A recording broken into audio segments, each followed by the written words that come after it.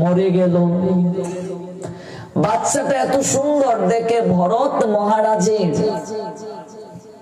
মায়া জন্ম নিল। এত সুন্দর বাচ্চা, দেখো বাবা সংসার ছেড়ে চলে এসেছে, ভগবত আরাধনা করবে। সবাইকে ছেড়ে চলে এসেছে, আত্মীয় স্বজন পরিবার পরিজন, বনে এসেছে ভগবত আরাধনা করবে। একটা হরিণীর বাচ্চা দেখে মায়া লেগে গেছে।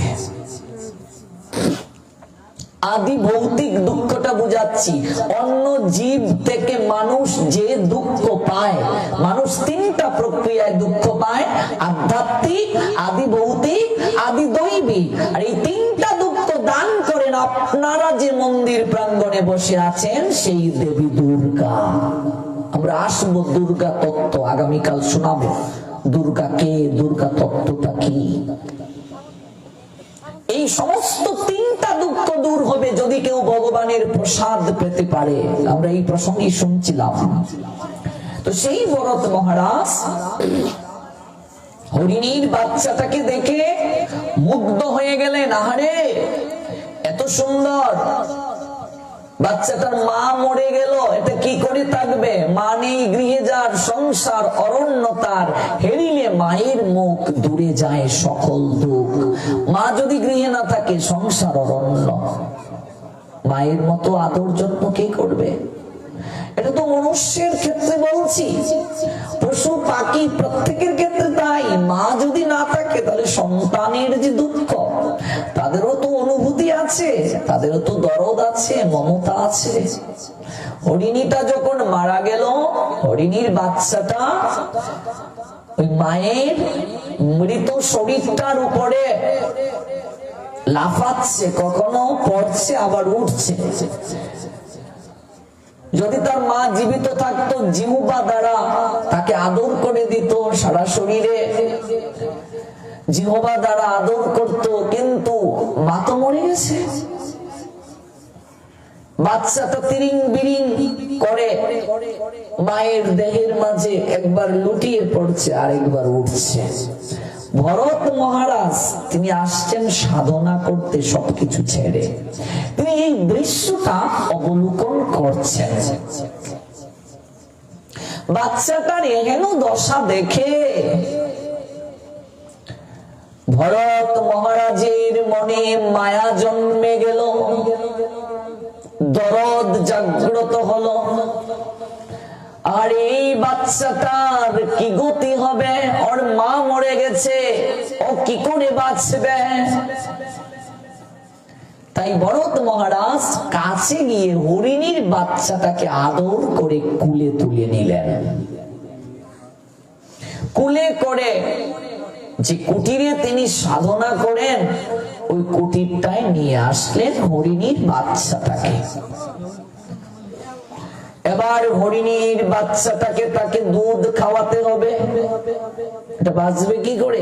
মা মরে গেছে, ছোট বাচ্চা, এটা দুধ খাওয়াচ্ছেন। সন্তানের মতো এটাকে ভালোবেসে লালন পালন করতে শুরু করলেন। সংসারে সব ছেড়ে এসেছে, স্ত্রী পুত্র কন্যা পরিবার পরিজন সবকিছু ছেড়ে আসছে সাধনা করতে, ভগবানের আরাধনা করতে, সবাইকে ছেড়ে, পরিবার পরিজন ছেড়ে। আর একটা হরিণীর বাচ্চার প্রতি ভালোবাসা জন্মে গেল। এবার ভগবত আরাধনা রেখে হরিণীর বাচ্চাটাকে কিভাবে বাঁচিয়ে তোলা যায়, কি করে তাকে বড় করা যায়, এই চেতনা হৃদয় মাঝে জাগ্রত হয়ে গেল। দেখো প্রত্যেকটা ক্ষেত্রে ক্ষেত্রে মায়া আমাদেরকে গ্রাস করে। এই যে মায়া দেবী আপনাদের মন্দিরে পূজিতা, ওই মায়া সাধারণ কিছু নয়। গীতায় ভগবান বলছেন, দৈবী এষা গুণময়ী মম মায়া দুরতয়া। আমার যে মায়া, এটা ত্রিগুণাত্মিকা। সহজে কেউ মায়া থেকে বের হয়ে আসতে পারবে না, এত সহজ না। ত্রিগুণাত্মিকা। মা দুর্গার হাতে ত্রিশূল। ত্রিশূল কি? তিনটা শূল।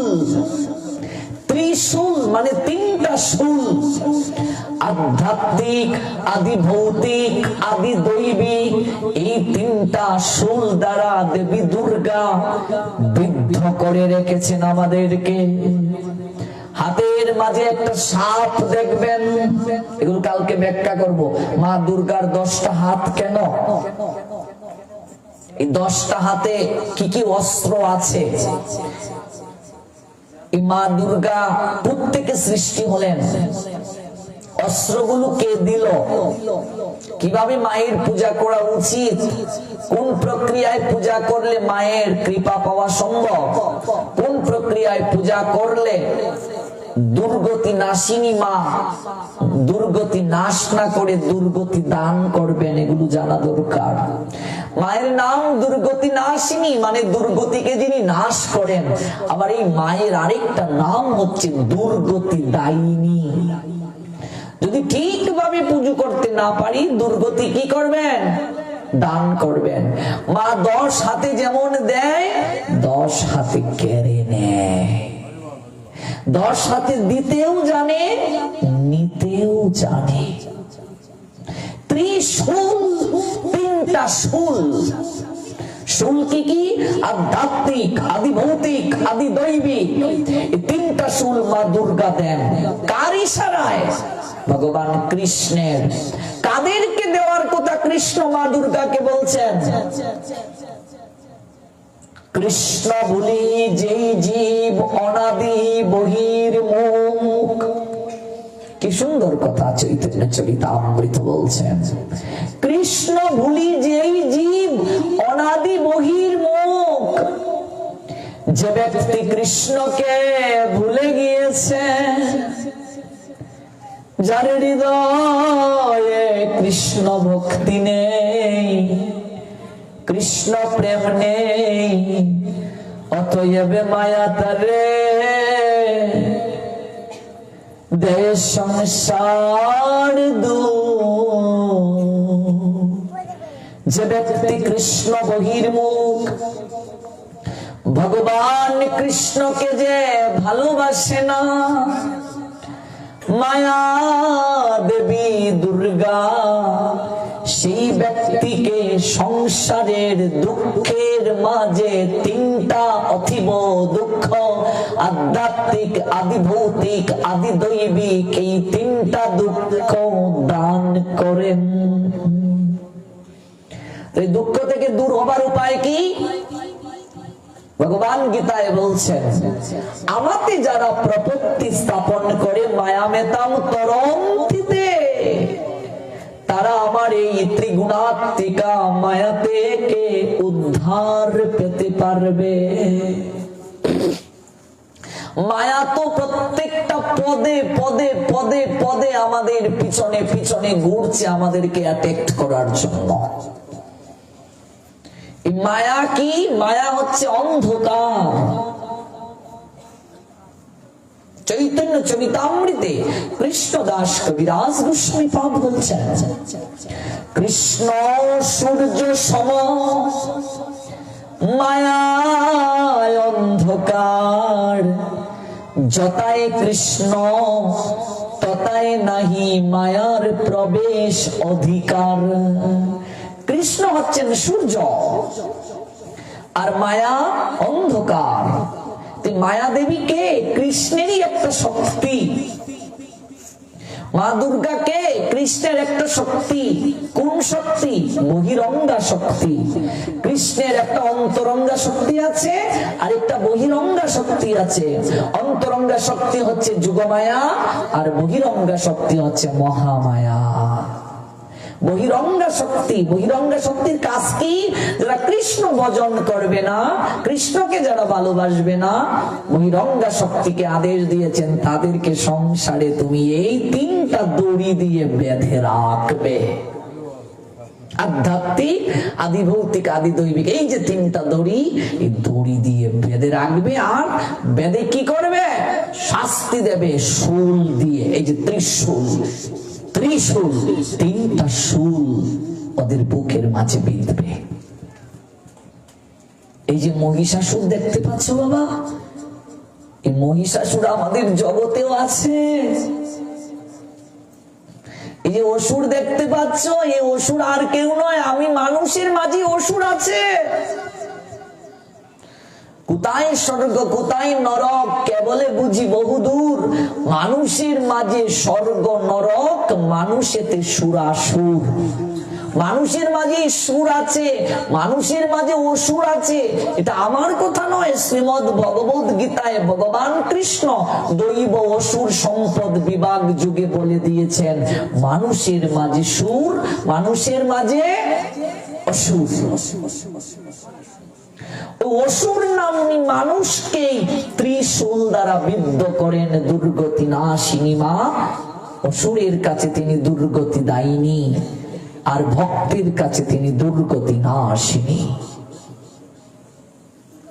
মায়া দেবী দুর্গা প্রত্যেকটা ক্ষেত্রে ক্ষেত্রে পশ্চাতে পশ্চাতে যান মায়ার রশি দ্বারা বাধার জন্য।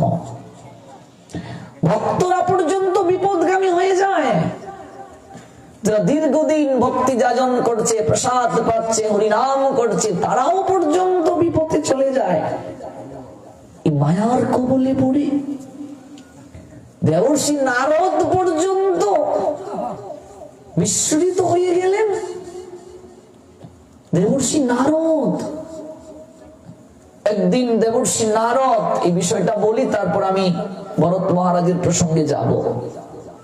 দেবর্ষি নারদ ভগবান কৃষ্ণের সঙ্গে তিনি পরিভ্রমণে বের হয়েছেন। এবার দেবর্ষি নারদ কৃষ্ণকে বলছেন, প্রভু তোমার মায়ার স্বরূপ আমি একটু দর্শন করতে চাই। ভগবান মৃদু মৃদু হেসে বলছেন, নারদ তুমি দর্শন করতে চাও, তাহলে চলো। হাঁটতে হাঁটতে ভগবান বললেন, নারদ আমার জন্য একটু জল নিয়ে আসো তো, আমি একটু জল পাবো। দেবর্ষি নারদের হাতে কি আছে? বীণা, যার বীণা সর্বদা হরিগুণ গান করে। সেই দেবর্ষি নারদ হরিনাম করতে করতে, দেখো সর্বদা হরিনাম করেন, সর্বদা বলছেন যতায় কৃষ্ণ ততায় নাহি মায়ার প্রবেশ অধিকার। যেখানে কৃষ্ণ মায়া সেখানে প্রবেশ করতে পারে না। আর দেবর্ষি নারদের বিনা সতত কৃষ্ণ নাম করে, সেখানে মায়া কি করে থাকবে?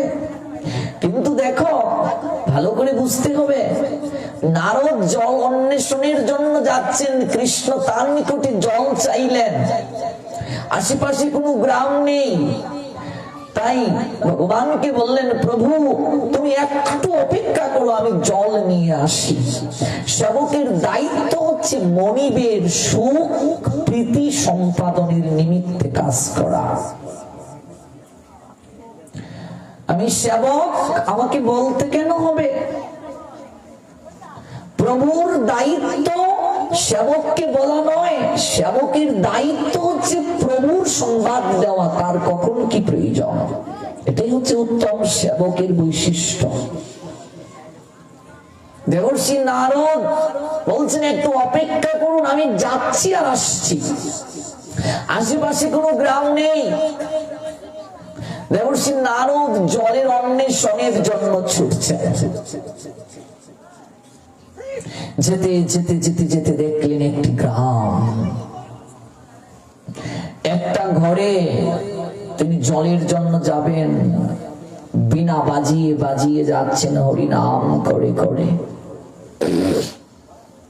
দরজার সামনে গিয়ে দেখলেন অপূর্ব সুন্দরী একটা রমণী, একটা মেয়ে। ওই মেয়ের দিকে তাকিয়ে হাতে যে বীণা, হরিনাম করতে ভুলে গেলেন। কারণ হরিনাম যদি মুখে থাকতো তাহলে তো এই রমণীর সৌন্দর্য নারদকে মোহিত করতে পারতো না। কারণ কৃষ্ণ যেখানে আছেন, কৃষ্ণ নাম, নাম রূপে কৃষ্ণ অবতার। কৃষ্ণ কোথায়? কৃষ্ণ আছেন কৃষ্ণ কথায়, কৃষ্ণ আছেন কৃষ্ণ নামে। কৃষ্ণ নাম যেখানে কৃষ্ণ সেখানে, কৃষ্ণ কথা যেখানে কৃষ্ণ সেখানে। তাহলে আপনাদের এখানে কি কৃষ্ণ আছেন? নিশ্চয়ই, অবশ্যই। নারদ পরবর্তীতে তিনি কৃষ্ণের নিকট থেকে জানছিলেন নয়ন তিষ্ঠামি বৈকুণ্ঠে যোগী নাম হৃদয়ে নচ মত ভক্ত যত্র গায়ন্তি তত্র তিষ্ঠামি হে নারদ। হে নারদ, আমি বৈকুণ্ঠে থাকি না, যোগীদের হৃদয়ে থাকি না, আমার ভক্তগণ যেখানে মিলিত হয়ে আমার গুণ কীর্তন করে হে নারদ, আমি সেই জায়গায় শ্রীমতী রাধা রানীকে নিয়ে বিরাজ করি। তাহলে আপনাদের এই জায়গায় নিশ্চয়ই ভগবান কৃষ্ণ আছেন। শুধু তিনি একা নয়, শ্রীমতী রাধা রানীকে নিয়ে এসেছেন। ভক্তগণ যেখানে, ভগবানও সেখানে। ভগবানের কথা যেখানে আলোচনা হবে, ভগবান সেই জায়গায় আবির্ভূত হতে বাধ্য থাকেন। হাতে বিনা বদনে নাম যে নারদ দিবানিশি করেন, অথচ জল আনতে গিয়ে এক রমণীর দিকে তাকিয়ে মোহিত হয়ে গেলেন। মোহিত হয়ে গেলেন, কিছুক্ষণ এক দৃষ্টিতে তাকিয়ে রইলেন। মনে রাখবে, সাধুর দায়িত্বটা কি? একজন ভক্তের দৃষ্টি কিভাবে পড়বে এটা জেনে নিতে হবে। একজন ভক্ত কিংবা বৈষ্ণব যখন কারো দিকে তাকাবে, কিংবা কোন জাগতিক মানুষ যদি বৈষ্ণব দর্শনে আসে, ভক্ত দর্শনে আসে, কিংবা গুরুদেব গৃহে এসেছেন যদি দর্শনে আমরা যাই, প্রথমে চরণের দিকে তাকাতে হবে। কিসের দিকে? দেহের সব জায়গায় মায়া রয়েছে, কেবলমাত্র চরণে মায়া নাই। আমরা যত মুখের দিকে তাকাবো মানুষের, তত মায়ায় পড়ে যাব। এজন্য ভক্ত বৈষ্ণব সহজে এত বেশি কারো মুখের দিকে তাকাবে না, শাস্ত্র নিষেধ করেছেন। তাহলে মায়ায় পড়ে যাবে। মায়া যত দুঃখ তত, মায়া যত যন্ত্রণা তত, মায়া যত চোখের জল তত পড়বে, কষ্ট পাবে, রেজাল্ট জিরো। দেবর্ষি নারদ জল আনতে গেলেন, তিনি ওই রমণীর দিকে এমন ভাবে তাকালেন, আসছেন জল নিতে, ভুলে গেলেন জলের কথা, এমন ভাবে তাকিয়ে রইলেন। জল নেওয়ার জন্য আসছেন এই কথাটাই বলতে পারলেন না। স্বয়ং তার প্রভু আরাধ্যতম ভগবানকে দাঁড় করে রেখে এসেছেন, তুমি একটু অপেক্ষা করো, আমি যাচ্ছি আর আসছি। ভুলে গেলেন কৃষ্ণের জন্য জল আনতে গিয়েছেন। নারদের যদি এই অবস্থা হয়, আমরা কোথায় আছি বাবা?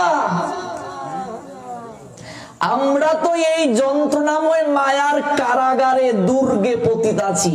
এই জগৎ দুর্গ, ওই দুর্গের অধিপতিনী যিনি, তার নাম হচ্ছে দুর্গা।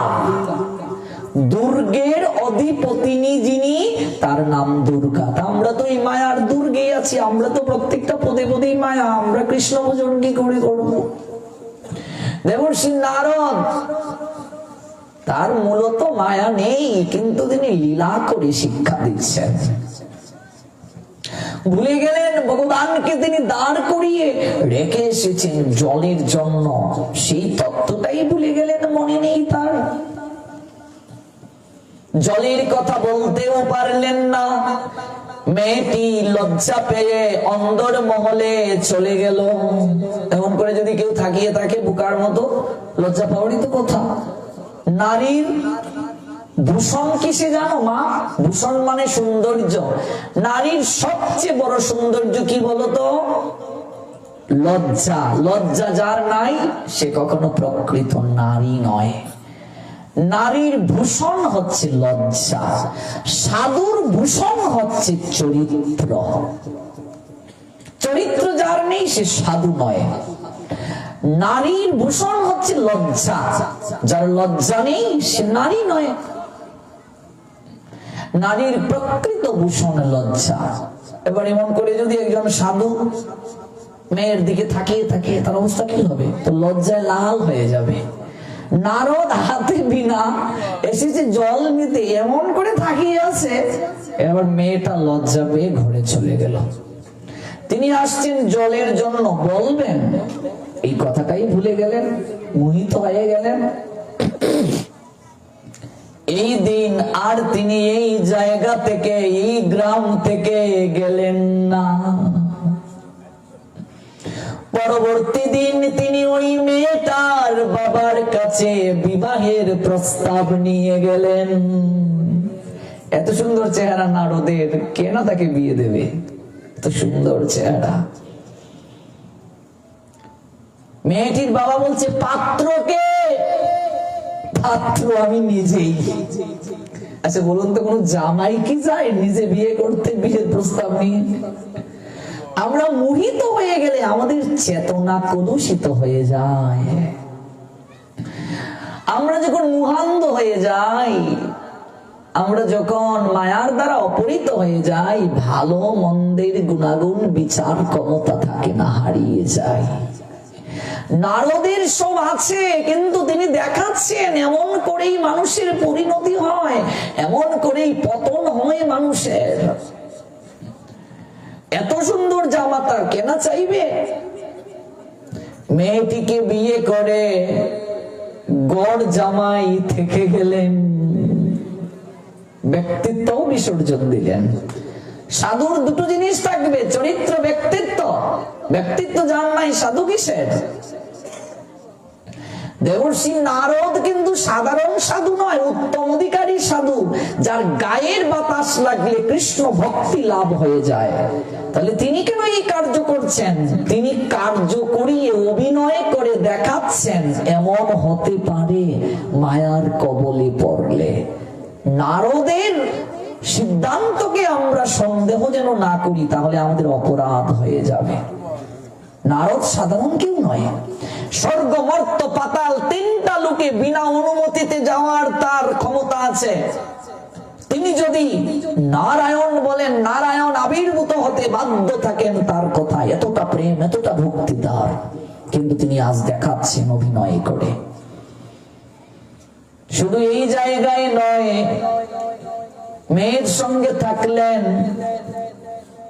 এমন করে 12টি বছর কেটে গেল। কয় বছর?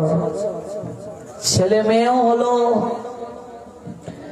অথচ কথা দিয়ে এসেছেন ভগবান শ্রী গোবিন্দকে, প্রভু তুমি একটু অপেক্ষা করো, আমি তোমার জন্য জল নিয়ে আসছি।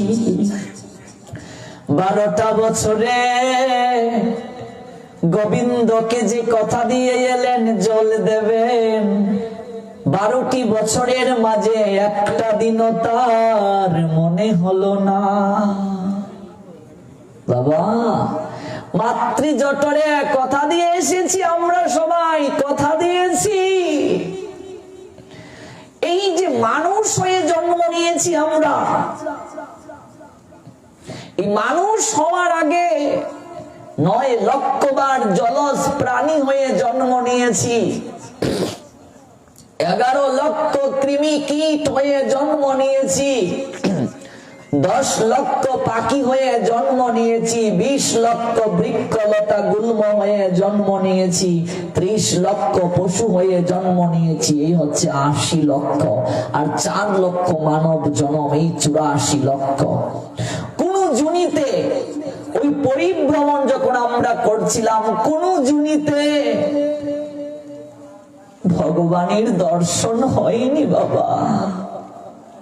কেবল এই মানুষ জন্মে যখন আসলাম মায়ের গর্ভে, সপ্তম মাসেতে জীব নানা ক্লেশে রয়, তাহা দেখি পরমাত্মা গুরু দয়াময়। চৈতন্য করিতে জীবকে সাক্ষাৎ দিল, মহামন্ত্র দিয়া জীবকে চেতন করিল। চৈতন্য পাইয়া জীব চক্ষু মেলে চায়, পরমাত্মা গুরুদেব রে সে দেখিবারে পায়। এই মায়ের গর্ভে অন্ধকার প্রকোষ্ঠে মলমূত্রের মাঝে এত যন্ত্রণার কারাগারে আমরা ছিলাম, দুর্বিষহ যন্ত্রণার মাঝে। সেদিন আমরা নয়ন জল ফেলে কত না কেঁদেছিলাম, হে প্রভু কৃপা করে একটিবার আমাদেরকে দর্শন দান করো। এই যন্ত্রণার কারাগার থেকে, অন্ধকার প্রকোষ্ঠ থেকে তুমি আমাদেরকে উদ্ধার করে আলোর সন্ধান দাও। আমাদের দুঃখ যন্ত্রণা নিরীক্ষণ করে স্বয়ং ভগবান 7 মাসের সময় কৃপা করে আবির্ভূত হলেন আর বললেন, এই গর্ভাবাসী জীব তুমি কত কষ্ট পাও, গর্ভাবাসচারী তুমি জম্বুদ্বীপে যাও। এই জীব কত কষ্ট পাচ্ছ এই জায়গায়, হ্যাঁ তুমি এই গর্ভবাস ছেড়ে জম্বুদ্বীপে যাও। জম্বুদ্বীপ মানে এই জগৎ। সেদিন আমরা কেঁদে কেঁদে বলেছিলাম, প্রভু গো, জম্বুদ্বীপের লোক তো সবাই মায়াবাদী হয়, ওই জায়গায় গেলে ভুলে যাব তোমার কথা, শুধু ওই জায়গায় আমার আমার আমার আমার আমার, আমি তো এই জায়গায় তোমায় ভুলে যাব। কত জঠর ঘুরেছি, কত জন্ম পরিভ্রমণ করেছি গোবিন্দ, কোন জন্মে তোমার দর্শন পাইনি। আজকে এই মনুষ্য জন্মে কৃপা করে তুমি দর্শন দিয়েছ, তোমাকে ছেড়ে আর কোথাও যাব না, কোথাও যাব না তোমায় ছেড়ে। এই জায়গায় তমশ্রী রূপ দর্শন করে আমার আনন্দের স্ফূর্তি ধারায় আমি অবগাহিত হতে চাই। আমি তোমায় ছেড়ে কোথাও যাব না। প্রভু সেদিন বলেছিলেন, তুমি যদি না চাও তোমার কারণে তোমার মাতৃদেবীর মৃত্যু হবে আর তোমাকে পুত নামক নরকে যেতে হবে। প্রতিশ্রুতি দিয়ে আমরা এসেছিলাম, প্রভু যা আহার করব তোমায় দিয়ে আহার করব, যা খাবো তোমায় দিয়ে খাবো, তোমার সংসারকে প্রতিপালন দেখাশোনা করার কেবল পাহারাদার হয়ে থাকবো। তুমি সন্তান আদি যাদেরকে দেবে, স্ত্রী দেবে, ওদেরকে ভজন সঙ্গী রূপে গ্রহণ করব, আমার কিছু নয়, ওরা আমানত।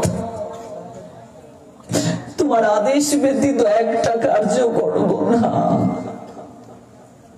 ভগবানকে কথা দিয়ে আমরা এসেছি, আর এই জন্ম নিয়ে মায়ার সংসারে পড়ে ভুলে গেলাম প্রকৃত আপন কে। অনাদির আদি শ্রী গোবিন্দ ভগবান যিনি প্রকৃত আপনার জন, তাকে পর্যন্ত ভুলে গেলাম। 24 ঘন্টার মাঝে অনিত্য আপনার জন, স্ত্রী পুত্র কন্যা পরিবার পরিজন, তাদেরকে নিয়ে মেতে রইলাম, আর প্রকৃত আপনার জন ভগবান যাকে কথা দিয়ে এলাম তাকে একটু ডাকার সময় পেলাম না। ভেবে দেখো বাবা, আমরা কতটা স্বার্থপর। তাকে ডাকার সময় পেলাম না। তিনি যে আমাদেরকে এই জগতে পাঠালেন,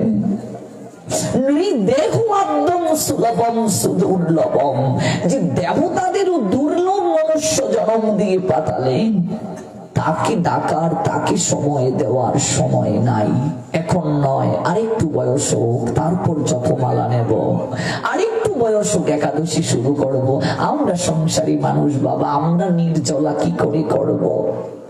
আমরা তো একাদশী পারবো না, অথচ একটাই ব্রত, ব্রতের রাজা একাদশী, যেটা করলে আর কিছু করার দরকার নেই। আমরা কি করে সাধু সঙ্গে যাব? সংসারে কত কাজ, বারবার শুধু অজুহাত অজুহাত দিয়ে দিয়ে জীবন গগনে বেলা পূর্ব আকাশ থেকে পশ্চিম আকাশে নিয়ে গেলাম। কখন এখন ডাক চলে আসবে যাওয়ার, কার যে কোন দিন ডাক আসবে সেটাও কেউ বলতে পারবো না। এই বেশাসন থেকে উঠতে পারবো কিনা গ্যারেন্টি নেই বাবা। তুমি পাঠ শুনে বাড়ি যেতে পারবে কিনা কোনো গ্যারেন্টি নেই। পাঠের আসর থেকে উঠে দাঁড়াতে পারবে কিনা কোনো নিশ্চয়তা নেই। রাত্রে ঘুমালে চোখটা খুললে সকাল, নইলে তোমার আমার জীবনে পরকাল বাবা। এই দুর্লভ মনুষ্য জন্ম পেয়ে একটিবারও কি ভেবেছি একদিন মৃত্যু হবে আমাদের? একটি এবারও কি ভেবেছি সেদিন একা একা সবাইকে যেতে হবে? ও মনরে